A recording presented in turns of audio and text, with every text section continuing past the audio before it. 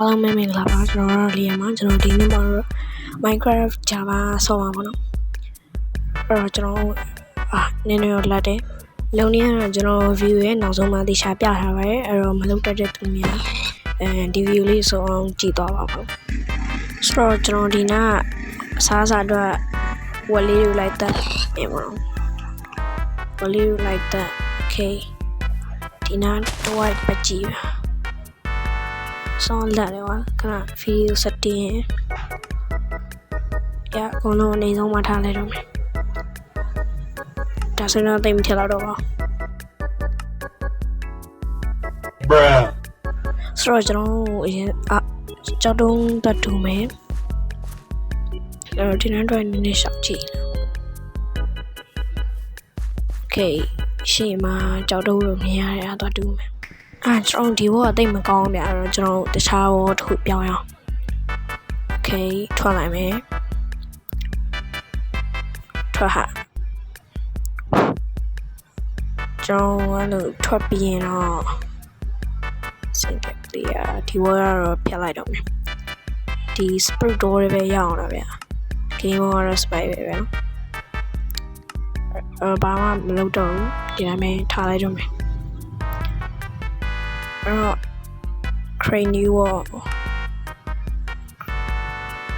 ဝင်လာတော့နည်းနည်းကြားရပါတော့fuck this sprue တဲ့တော့တွေပဲရောက်နေထားလိုက်ပါတော့ကွာအဲ့တော့ကျွန်တော်တရားရပြီဆိုတော့အရင်တော့ crafting တွေပဲလုပ်မယ်ပေါ့နော်ဒါလေးယူလိုက်မယ်နောက်ကျရင် okay crafting တွေပဲရှာပြီတင်တီပဲအရာတော့ချလိုက်တော့ကြာရင်ဒုံလုံးမယ်ဒုံပြီးရင်တော့ Pickaxe နဲ့ပစိမ်းနဲ့လုံးမယ်